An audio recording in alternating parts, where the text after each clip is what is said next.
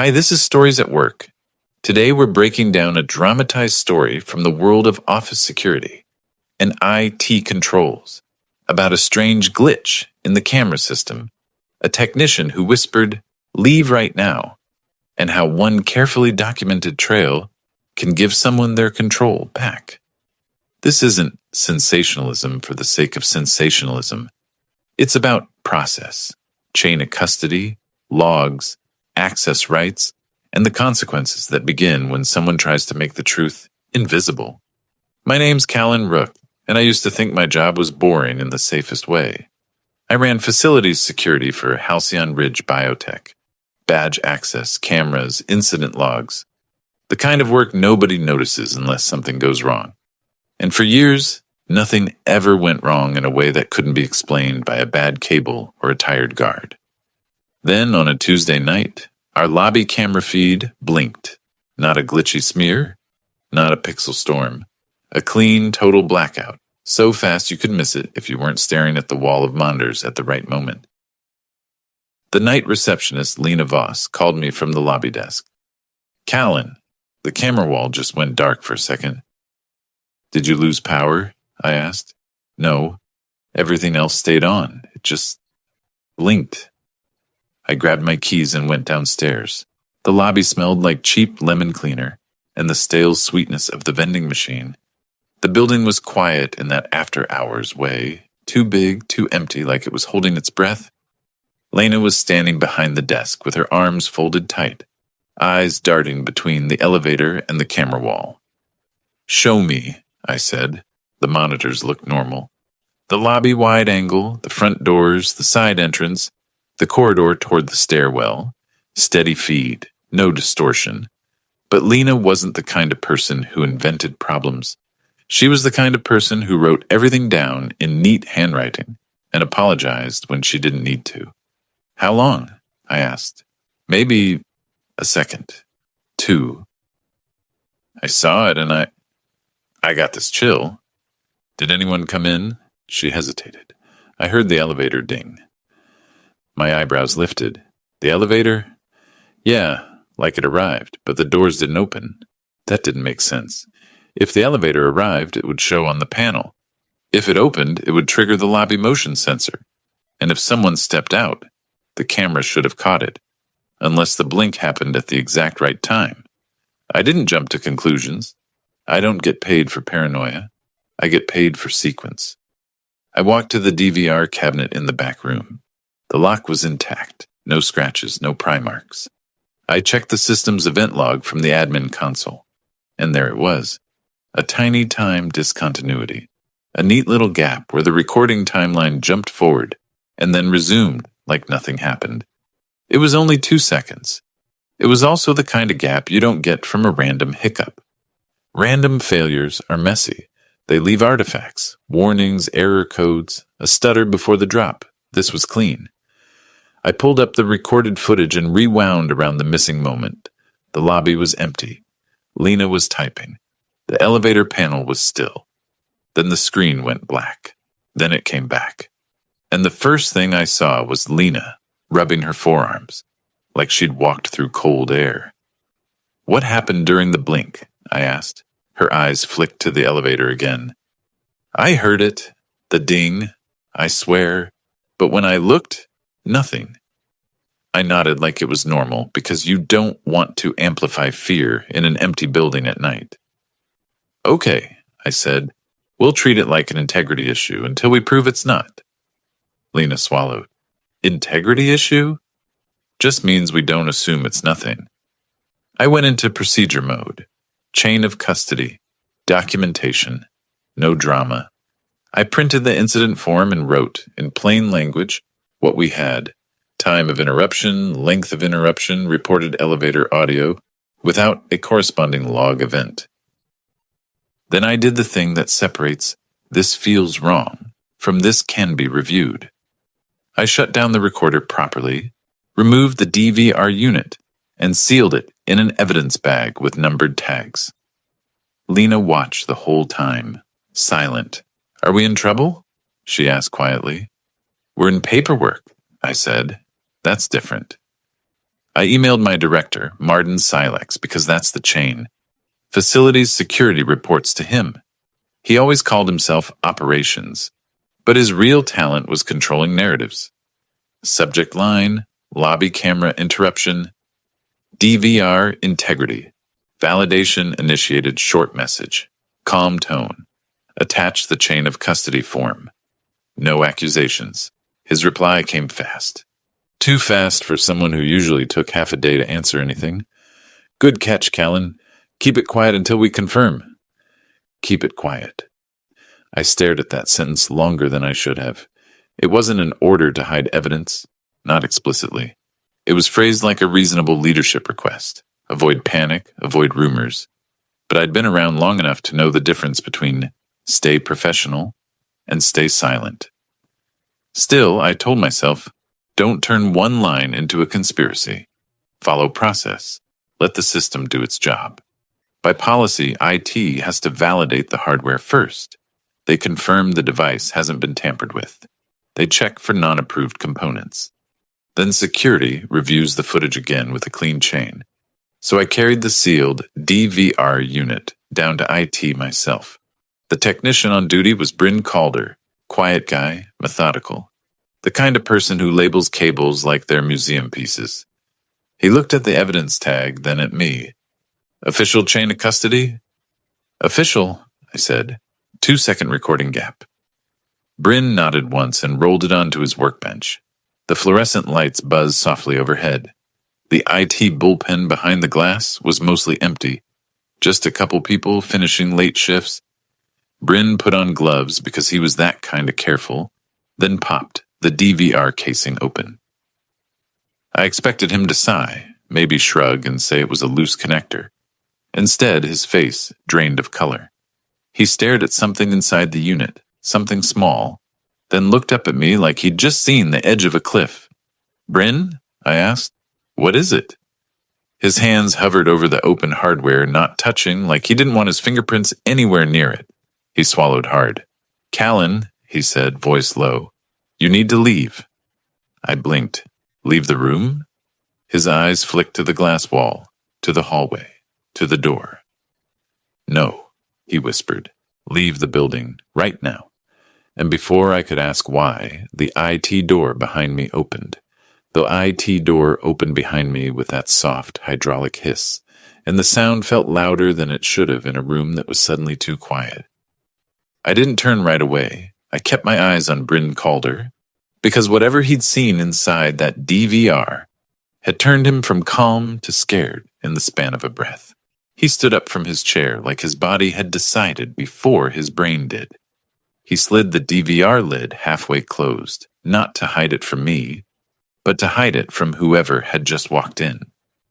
Callan, a voice said, smooth as polished glass. How's it going down here? I turned. Martin Silex stood in the doorway with a paper coffee cup, like he belonged in IT at 9 at night, like it was totally normal for my director to check in on a sealed evidence unit within minutes of me bringing it downstairs. He smiled at me the way managers smile when they want you to feel seen and controlled at the same time. Routine validation, I said, neutral, professional. Martin's eyes flicked to the bench, to the half-closed DVR casing, to the gloves on Bryn's hands. That's a lot of ceremony for a 2-second blink, he said, taking a slow sip. Bryn didn't respond. He stared at the DVR like it might bite him. Martin stepped in, letting the door close behind him. The click sounded final. We've got an investor call first thing, he continued. I don't need staff panicking over ghost stories in the lobby. It's not a ghost story, I said. It's an integrity issue until we confirm it isn't.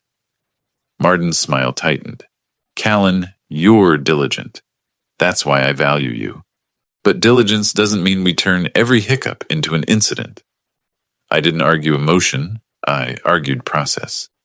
Policy says hardware validation, I replied. That's what Bryn's doing. Martin leaned toward the bench like he was curious. Bryn's shoulders tensed. Bryn, Martin said warmly like they were friends. What did you find? Bryn's mouth opened, then closed. He swallowed, eyes darting to me like he was asking permission to speak. I answered instead. We're not at findings. Martin looked at me with mock patience. We're at a point where this can be handled quietly. Put it back together. Log it as a power fluctuation, swap a cable, move on. There it was, not a suggestion, a directive wrapped in calm. I stared at him for a beat, feeling the irritation rise, hot and useless. I pushed it down. Irritation never wins against someone like Martin. Documentation does. Email me that instruction, I said. The air changed instantly, like I'd pressed a hidden switch. Martin's eyes didn't blink. You don't need that. Yes, I said evenly. I do. His smile didn't disappear. It sharpened. Callan, he said softly, you're getting in the way of leadership solving a minor problem. In the way of what? I asked. He exhaled like I was exhausting. You're becoming difficult. There it was, the label, the first brick in the wall they build around you. I glanced at Bryn. His hands were shaking now, barely, but enough that I noticed. He kept his eyes down, fixed on the DVR's internals, like he was praying it would disappear. Martin turned to Bryn. You okay, Calder? Bryn nodded too fast. Fine. Martin took a step closer to me, dropping his voice. Here's what's going to happen. We mark this closed. You go home. We move on. I'm not marking it closed, I said. Martin's eyes drifted down to my belt, where my badge clipped. Then I'll take it off your plate. He pulled his phone out and tapped the screen twice, casual, like he was adjusting the thermostat. My own phone buzzed in my pocket. I pulled it out. Credential updated. Contact HR. For a second, I genuinely didn't process it. It felt too fast to be real, like the system was lagging and showing me the wrong notification. Then I tried my Access app. It loaded, spun, and flashed a simple red line. Access suspended. My throat tightened. Not fear. Anger. The clean, focused kind that tells you you've just stepped on something important. Martin nodded at my screen almost kindly. See? I'm protecting you. You don't need to worry about this anymore. I looked at him. You suspended my badge? Over a 2-second blink? He shrugged. Over your attitude. Over your inability to prioritize. Behind him, Bryn made a tiny sound, like he wanted to speak and couldn't. I turned back to the bench. The DVR casing was still open just enough that I could see the board inside. And I saw it too now, what Bryn had seen. A small add-on module. Not factory, not part of our approved build. A thin board piggybacked onto the main unit with ugly little solder points. Too precise to be random, too unprofessional to be vendor work. Bryn's eyes lifted to mine and he mouthed one word without sound. Overlay. An inline overlay can do a lot of things. The worst of them is simple. It can make footage lie. Martin watched my face and stepped sideways, blocking the bench like he'd done it 1,000 times. We're done, he said. Go home, Callan. I didn't shout. I didn't threaten. That would have given him the story he wanted. Callan is unstable. Callan is overreacting. Instead, I did the only thing that kept me from becoming a victim in somebody else's narrative. I became calm. I picked up the chain of custody form from the bench and slid it into my folder. I took one last look at Bryn and said quietly, without moving my lips much, "Don't send anything from your company email." Bryn's eyes widened. Martin frowned. What was that? Nothing, I said, looking at him again. Just telling him to document properly. Martin's jaw flexed. You always have to turn everything into a crusade. I walked out of IT without my DVR unit because he'd positioned himself between me and it. If I tried to physically take it, it would turn into a scene. A scene becomes a report. A report becomes justification. I didn't give him that.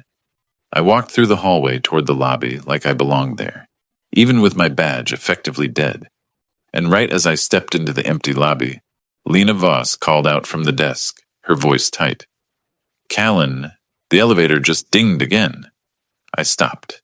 The elevator panel showed no car arriving, no movement, no call. Just that soft, cheerful chime you hear when doors open, except the doors didn't open. Lena looked at me like she wanted to run but didn't want to look foolish. And then for the first time, I noticed something else. Something small that turned my irritation into a colder kind of fear. The camera wall above the desk had a tiny delay. Not much, maybe a breath, like the lobby was being shown, a moment late. I stared at the screens, and then at the real lobby in front of me, and I understood in a way that hit me low in the stomach. If someone could control what the cameras showed, they could control what everyone believed happened. And if Marden was already here, already cutting me off, then whatever the cameras were hiding wasn't random. It was protected. And as I stood there with my badge suspended and my job suddenly on a thin thread, the building went quiet again. The kind of silence that means something's gone wrong. I sat in my car in the visitor lot and stared at my dead badge like it was a personal insult. Not because I loved my job that much, because of what the timing meant. Marden hadn't reacted. He'd prepared.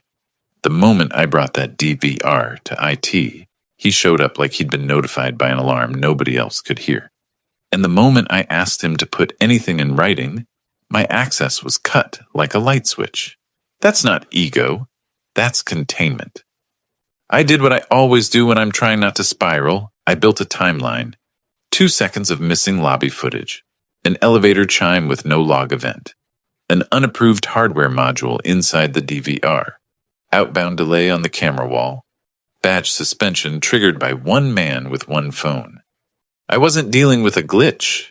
I was dealing with a system that had been adjusted, tested, and normalized, long before Lena ever heard that first ding. I opened my laptop and tethered to my phone. Normally, I'd log into our security platform and pull the audit exports, access logs, camera health, elevator controller events. That platform was mirrored to a cloud console precisely so nobody could wipe evidence by yanking a server plug. I typed my credentials. The login went through. Then a permissions error flashed. Export disabled. Contact administrator. They hadn't fired me. They hadn't even locked me out of everything. They'd done something more calculated. They left me enough access to keep me calm, but removed the one function that let me take records out of the system, a cage with a window. I took a slow breath and forced my thoughts into the only lane that mattered. What can I still collect, and how can I collect it without giving them a reason to claim retaliation? The first person I contacted wasn't HR. HR would play defense for leadership. HR's job is to make risk disappear. I contacted Compliance Counsel. Our site had a dedicated counsel assigned for regulatory issues, Nira Quell. She was the kind of lawyer who didn't waste time being liked. People either respected her or avoided her. I didn't write a long story. I didn't accuse Marden of crimes. I wrote a short, factual message from my personal email. Observed recording interruption in lobby camera system. Chain of custody initiated. Director intervened during hardware validation and instructed informal closure. Badge access revoked mid-incident. Possible integrity compromise of security recording system. Request guidance on preservation and independent review. Then I did something that felt risky and boring at the same time. I contacted the camera vendor, not to report a breach, yet, just to ask a technical question that would matter later in a room where facts beat opinions. Can your DVR accept third-party inline overlay modules without triggering internal tamper alerts? If so, what physical indicators should be documented? Vendor support replied with polite, generic language and attached a technical note. The important part wasn't dramatic. It was clinical.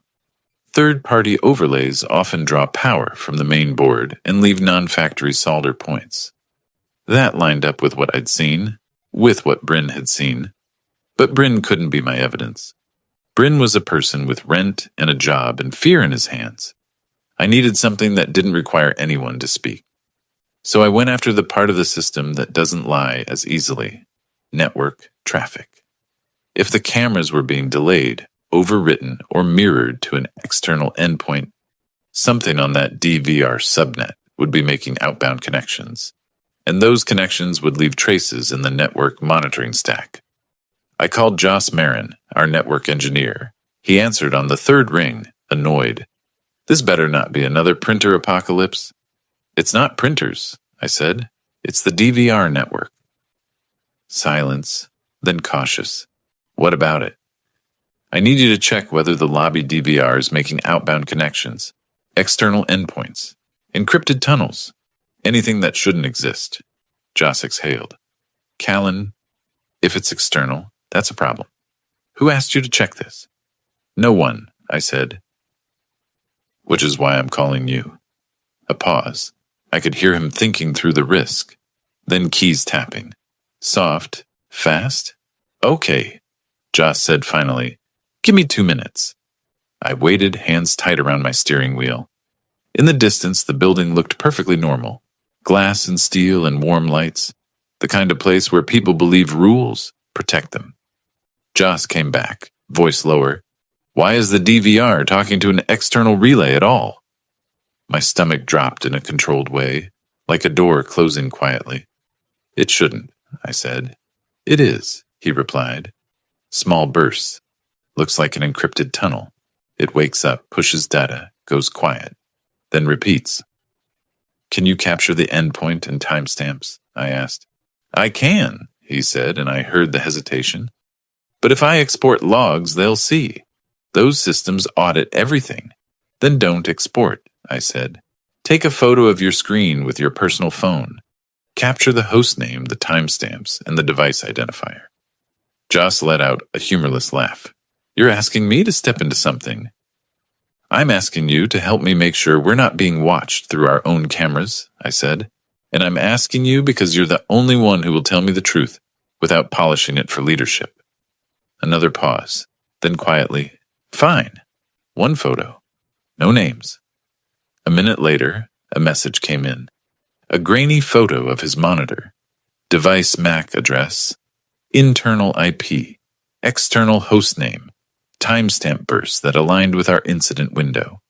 It wasn't a perfect record, but it was enough to prove the question was legitimate. The DVR was communicating with something it had no business communicating with. I stared at that photo until my eyes stung. Then my phone buzzed again. A text from Lena. Callan, I saw someone. I typed back immediately. Where? In the lobby, only for a moment. A man in a gray jacket came out of the stairwell and went back in when the screens blinked. I thought maybe it was a cleaner, but he moved like he knew he had a window. The stairwell doors require badge access after hours, and the stairwell connects straight to the executive floor. Marden's floor. I looked at the timeline I'd written on a scrap of paper in my lap. 2 seconds of missing footage. Elevator chime with no log. A person stepping out of the stairwell exactly when the cameras went blind. This wasn't about stealing office chairs or sneaking into the kitchen. This was about movement, controlled movement inside a building where the cameras were supposed to be the truth. My phone buzzed again, this time with an email notification from HR. Subject, role alignment discussion meeting time. Late morning, no agenda, no details. Just a calendar invite and a polite threat wrapped in corporate language. That was when the break happened, quietly, inside me. I stopped hoping this would resolve like a normal work problem, because normal work problems don't require hidden hardware inside recorders. Normal work problems don't come with badges getting cut the second you ask for an email. They were trying to remove me before I could create a trail. So I decided, right there in my car, that I was going to do the opposite. Not loudly, not dramatically, just systematically. I wrote 3 words at the top of my paper: preserve, prove, proceed. And under it, I added 1 last line. Something I didn't want to admit, but couldn't ignore anymore. If Marden was protecting the camera system, then the cameras were protecting someone. And I was about to find out who, but that was just the beginning. By the time morning came, I wasn't angry anymore. Anger makes you sloppy. Sloppy gives them excuses. I showered, dressed, and treated the day like a controlled operation. Not a confrontation, not a plea. A sequence. HR wanted a role alignment discussion at late morning, which is corporate code for, we're going to talk at you, not with you. I arrived early on purpose. Not to win, to control the calendar.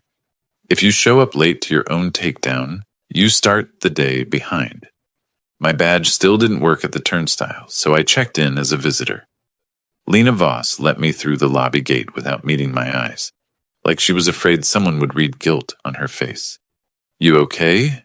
I asked quietly. She nodded too fast. They told me not to talk to you. I'm not asking for a story, I said. Just keep writing down what you notice. Her lips pressed together. Then she gave the smallest nod I'd ever seen.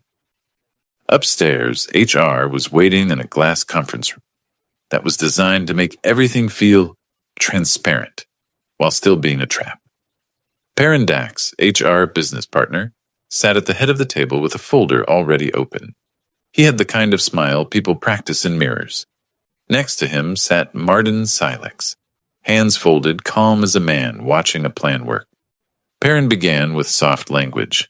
Callan, we appreciate your commitment, but we've received concerns about your approach. Specifically that you escalate minor issues and create unnecessary tension. I didn't react. I didn't defend myself. Defending your personality is a losing game. Martin spoke next, tone warm. He's talented, he said. He just struggles to prioritize. He makes people feel accused. I watched him carefully. He wasn't nervous. That told me he thought the evidence was contained. Perrin slid a paper across the table. We'd like to place you on administrative leave, he said, as if offering a vacation. During this time, we'll evaluate role fit and determine next steps. I didn't touch the paper. Instead, I asked one question, calmly, in a way that forced them to either answer or reveal they were hiding. Is this because I initiated a chain of custody for the lobby DVR after a recording interruption? Perrin blinked. Martin's smile held. That interruption was minor, Martin said. We already addressed it. Then you won't mind independent verification, I replied. Perrin's eyes narrowed slightly. Independent? I reached into my bag and placed 3 items on the table in a neat line, like exhibits. First, a printed copy of my chain of custody form, signed and timestamped. Second, a photo message on my phone from Joss Marin. Network monitor screenshot showing the DVR subnet, communicating with an external relay in repeated bursts. Third, an email reply from Nira Quell, Compliance Counsel, dated that morning. Do not delete anything. I am opening a preservation notice. Hardware to be secured for independent imaging. Perrin's practiced smile slipped. Not much, just enough to see the human underneath. Martin leaned forward, voice still controlled. Where did you get that? From systems designed for accountability, I said, which is why I'm confused. If the DVR issue is minor, why was my badge revoked in the middle of validation? And why is the recorder talking to an external endpoint at all?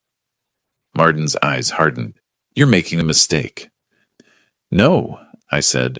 I'm preventing one. Perrin cleared his throat, attempting to regain control. Callan, bringing outside parties into internal matters can be viewed as... Preservation Council is not outside, I cut in, still calm, and vendor facts are not opinions. Martin's jaw flexed once like a pressure release. Then the conference room door opened. Nira Quell walked in with no greeting, no wasted motion, a tablet in her hand like a judge entering a courtroom.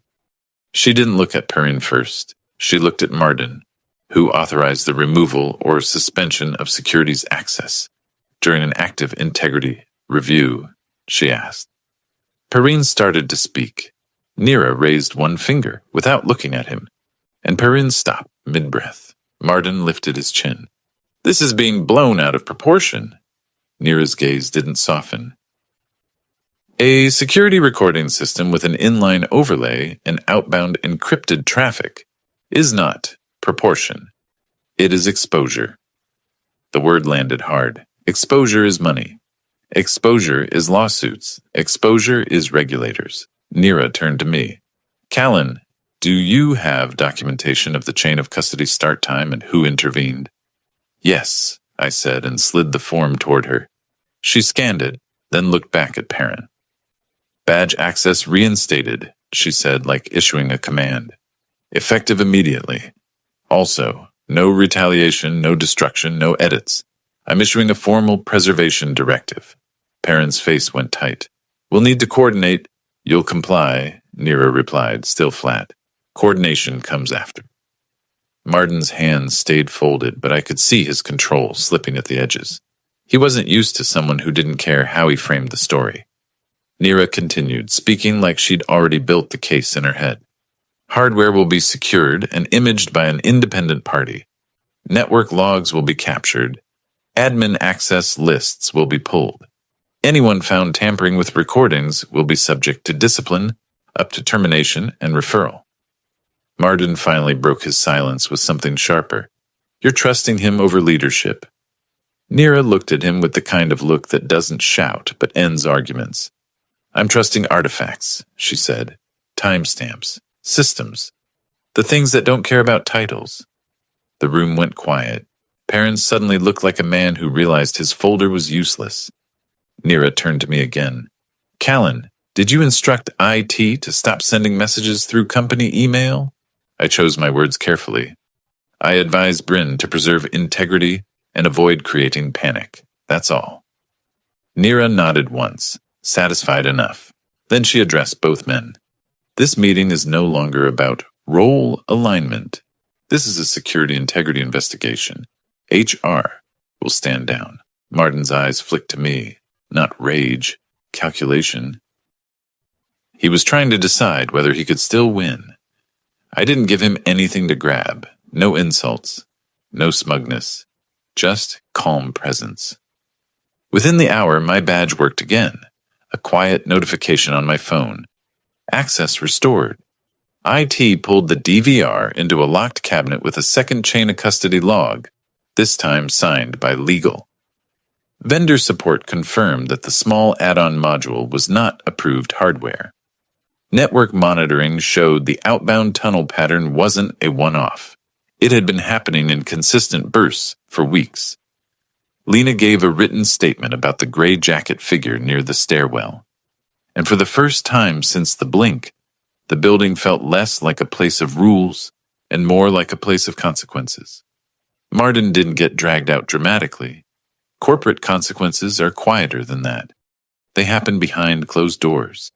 They happen in calendars and access reviews and sudden meetings you aren't invited to. That afternoon, I saw a new invite appear in Marden's schedule when my admin view refreshed. Leadership transition discussion. No location. Private. Restricted attendees. I didn't smile. I didn't celebrate. Because I understood something important. This wasn't revenge. This was what happens when someone tries to control the truth inside systems designed to record it. And as I walked past the lobby camera wall, the feeds were no longer delayed. They were live again. They thought I was gone. I wasn't. When someone labels you difficult, don't argue about your personality. Move the fight to artifacts, timestamps, chain of custody, and preservation. Calm documentation beats loud pressure every time. 2 weeks later, the building felt different. Not friendlier, not warmer, cleaner, like someone had finally opened a window in a room that had been stale for years. The lobby cameras no longer had that tiny delay. The elevator chime matched the logs again. The DVR cabinet had a new tamper seal, a new inventory tag, and a fresh vendor sticker that read, Installed under supervision. The independent imaging report came back first. It was written in the driest language possible. Exactly the kind of language that gets executives to stop talking and start listening. Inline overlay hardware confirmed. Non-factory solder points documented. Firmware mismatch. External relay traffic correlated with recording gaps. Access privileges used outside normal maintenance windows. No dramatic accusations. Just evidence that didn't care who was important. Martin Silex resigned to pursue other opportunities. That phrase showed up in an all-staff email on a Friday afternoon, tucked between a reminder about expense policy and a note about the upcoming wellness webinar. But inside the company, everyone understood what it meant. When a director leaves without a farewell meeting, without a speech, without a flood of praise, he didn't leave by choice. He left because he became a liability. HR didn't apologize to me. They didn't need to. HR rarely apologizes. HR adjusts. Parendax sent a short message. Your access has been fully restored. Your role will be reviewed for expanded scope, given recent events. Expanded scope. Corporate language for, we can't deny you were right, so we'll reward you without admitting we were wrong. Bryn Calder stayed quiet for a while. I didn't blame him. Fear is expensive. It costs people sleep. It costs them courage. A few days after Martin's resignation, Bryn caught me in the hallway near the server room. He looked like he hadn't slept properly since that night. I thought I was going to get fired, he said. You almost got used, I replied. There's a difference. He swallowed. How did you know what to do? I didn't give him a speech. I gave him the truth that actually mattered. I didn't, I said. I just didn't give them anything they could twist. I kept it to logs and procedures. Lena asked for a schedule change and got moved off nights without anyone questioning her motives. She looked 10 pounds lighter the next time I saw her in the lobby, like the building itself had stopped pressing on her. Joss Marin texted me one line late one evening. Next time you say off book, I'm turning my phone off, I replied. Fair. Then the CFO emailed me, not a big thank you note, not a public shout out. One quiet paragraph with one sentence that felt heavier than any praise. Thank you for protecting the company when it was uncomfortable. I stared at that message longer than I expected, because that's the part people don't understand until they live it. Doing the right thing at work is rarely heroic. It's mostly uncomfortable, isolating, and boring in the exact way that makes you doubt yourself. A week after the resignation, Legal held a brief meeting with leadership and security. No dramatics, just new controls. All camera devices inventoried quarterly. Admin credentials rotated on a strict schedule.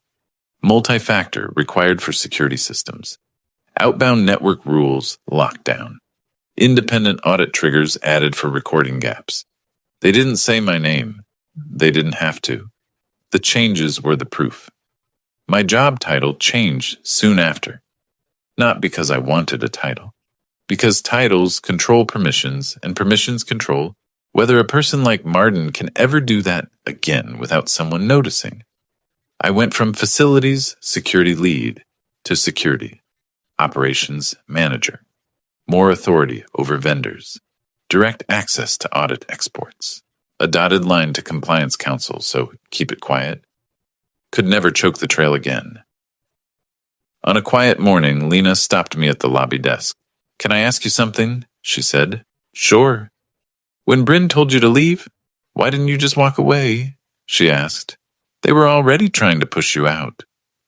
I looked up at the lobby camera. New unit, new seal, live feed. Because walking away teaches them the label works, I said, and I'm done letting anyone name me. She nodded slowly like she was filing it away for later. That night, I drove home with my phone silent and my head clear. No loose ends, no mysteries, no unanswered questions.